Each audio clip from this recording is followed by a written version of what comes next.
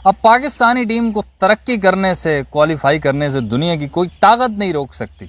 अब पाकिस्तानी प्लेयर्स के बल्ले से आप रन्स देखेंगे, हमारे बॉलर्स आपको विकेटें उड़ाते हुए नजर आएंगे, क्योंकि हम लोग खेलेंगे 2028 के लिए ओलंपिक्स जो नहीं उसके क्वालिफायर, और उसमें सारी की सारी होंगी छोटी टीमें, ना इंडिया, ना इंग्लैंड, ना ऑस्ट्रेलिया। मार धाड़ ऐसे लिटा देंगे लोग। इस पे भी बात करनी है। फिर आपके हमारे the over and only Ben Stokes, वो रिटायर्ड हो गया यार, शिट्स। और रोको उसको क्लब में जाने से, और रोको उसको रंगरलियां मनाने से। अब रोक के दिखाओ। उसने क्रिकेट ही छोड़ दी कि भाड़ में जाए तुम्हारी क्रिकेट, मेरा नाच गाना, मेरा मनोरंजन खत्म नहीं होना चाहिए। बहरहाल उस पर भी थोड़ी सी बात करनी है। सबसे पहले तो जो आईसीसी ने खुशखबरी दी है, थोड़ा सा हमें सुख का सांस आया है। पहले तो हमें कंफर्म था कि हम लोग 2028 के ओलंपिक्स में दूर दूर तक कहीं नहीं, क्योंकि ये सिनेरियो था कि भाई 6 टीमें जाएंगी ओलंपिक्स में, जो यूएसए में होना है। उसमें एक तो यूएसए की अपनी टीम है, क्योंकि वो होस्ट है गलती से, तो वो कहीं ना कहीं से धक्काशाही, वैसे जिसका बल्ला होता है वो तो फिर बैटिंग करता ही करता है ना, तो उसने तो खेलना ही खेलना है। एक तो यूएसए हो गई, बाकी रह गई 5 टीमें।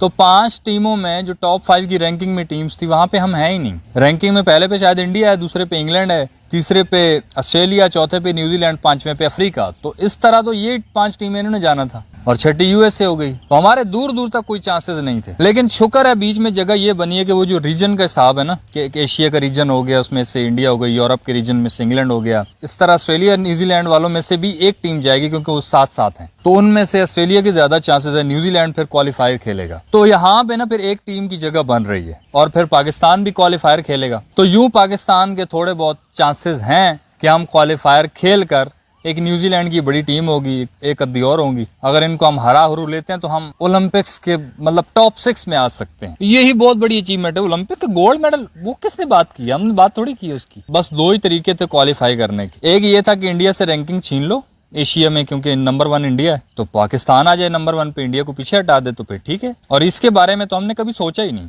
दूसरा ये क्वालिफायर वाला जो चांस बना ना, इसमें चलो हमारे लिए थोड़ा बहुत चांस है। वैसे तो जो इंडिया से रैंकिंग छीनने वाली बात है कि इंडिया को पीछे हटा दो, आप रैंकिंग में पहले पे आ जाओ तो आप क्वालिफाई डायरेक्ट हम कर जाएंगे, उसमें हमें तो उम्मीद नहीं थी। लेकिन इंडिया खामखा उम्मीदें दिला रहा है। आयरलैंड से 2-0 हार के व्हाइट वॉश हो जाना, अब इसका हम क्या मतलब लें? नहीं, अगर तो हमें जीत के इंडिया से आ गया ना, तो वो तो हमने उम्मीद रखी नहीं। हाँ, इंडिया अगर इस तरह लगातार हारने लग जाए, आयरलैंड से व्हाइट वॉश हो गया, आगे भी व्हाइट वॉश होता रहे, तो फिर शायद हम ऊपर ऐसे कुदरती आ जाए, वरना हम जीत के तो हम नहीं आ सकते। तो इंडिया को पता नहीं क्या हो गया। तो यही है कि अगर इंडिया वाले इस तरह व्हाइट वॉश होने लग जाएं लगातार 200 साल, मतलब ये कुछ 4-5 महीने, तो फिर हमारे चांस बन सकते हैं डायरेक्ट क्वालिफाई करने के। अदरवाइज क्वालिफायर ही खेलना होगा। इसमें यार हमारा फायदा है, एक नहीं 2-3 फायदे हैं, मैं आपको गिनवाता हूँ ना। एक फायदा तो ये है कि इसमें हमारे बहुत ज्यादा चांसेस हैं क्वालिफाई करने के, क्योंकि छोटी टीमें होंगी। Uganda, Papua New Guinea, qualifier वही जो वर्ल्ड कप के लिए जैसे होते हैं कि बड़ी टीमें तो 8 टीमें वर्ल्ड कप में डायरेक्ट क्वालिफाई करती हैं ना, छोटी टीमें आपस में लड़ भिड़ रही होती हैं। इधर वो बड़ी टीमों को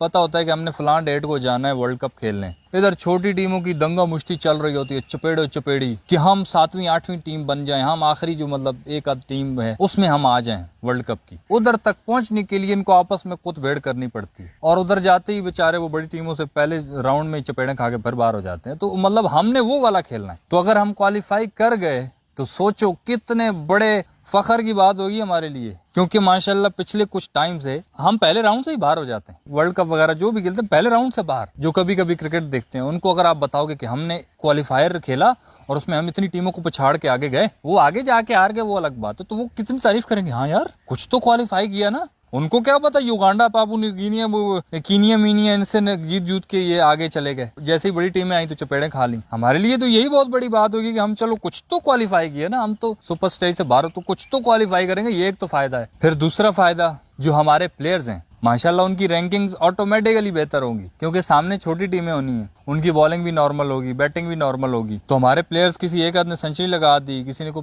3-4 विकेटें ले ली, तो उनका कॉन्फिडेंस कितना बढ़ जाएगा, उन बेचारों की रोजी रोटी में कितना इजाफा हो जाएगा, अगले साल 2 साल के लिए वो पक्के हो जाएंगे। तो उनका भी फायदा है, वो भी बेचारे थोड़ा सर उठा के चलने जोगे, क्योंकि हाँ हमने रन्स किए हैं, कितनी बड़ी टीम के खिलाफ रन्स किए हैं, उसकी किसको पड़ी है, रन्स तो किए हैं ना। और फिर आखिरी सबसे बड़ा फायदा जो हमारे कैप्टन, कोच, मैनेजमेंट, इनको भी होना है, वो भी बेचारे खुश होंगे, क्योंकि प्रेस कॉन्फ्रेंस में आते हैं बेचारे मुंह लटका के बैठे होते हैं कि क्या बोले अभी जर्नलिस्ट का क्या जवाब दें, तो वो भी फिर सर उठा के बोलेंगे तो हमने क्वालिफाई किया भाई, क्वालिफायर खेला, हम इतनी टीमों से लड़के हम आगे आए हैं, उनको भी जवाब देने का मौका मिल जाएगा। और उनको अभी तो वैसे भी उनका सीना जो चौड़ा होगा, क्योंकि इंडिया जिस तरह से हारा आयरलैंड से, तो वो कहेंगे यार बहुत बड़ी बड़ी टीमें हारती रहती हैं, तो हमारे लिए कौन सा मसला है। तो ये बहुत सारे फायदे हमें मिलने हैं अगर हम क्वालिफाई कर जाते हैं। तो इंटरेस्टिंग चीज तब होगी अगर हम क्वालिफायर छोटी टीमों से भी हार गए तो तौबा, इससे बुरा वक्त काश ये देखने से पहले या ऊपर वाले हमें उठा लेना कि हम छोटी टीमों से क्वालिफायर खेल रहे हैं, अगर उसमें भी हम बाहर हो जाते हैं तो इससे पहले ये मूवमेंट हम ना देख पाएंगे भाई। एक और चीज जो हम नहीं देख पा रहे हैं वो बेन स्टोक्स की रिटायरमेंट है यार।